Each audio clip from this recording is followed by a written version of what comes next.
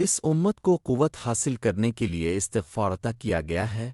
یاد رکھو کہ دو چیزیں اس امت کو عطا فرمائی گئی ہے، ایک قوت حاصل کرنے کے واسطے، دوسری حاصل کردہ قوت کو عملی طور پر دکھانے کے لیے۔ قوت حاصل کرنے کے واسطے استغفار ہے، جس کو دوسرے لفظوں میں استمداد اور استعانت بھی کہتے ہیں۔ صوفیوں نے لکھا ہے کہ جیسے ورزش کرنے سے مثلاً مقدروں ایک اور موگر یوں دو کے اٹھانے اور پھیرنے سے جسمانی قوت اور طاقت بڑھتی ہے، اسی طرح پر روحانی مقدر استغفار ہے۔ اس کے ساتھ روح کو ایک قوت ملتی ہے اور دل میں استقامت پیدا ہوتی ہے۔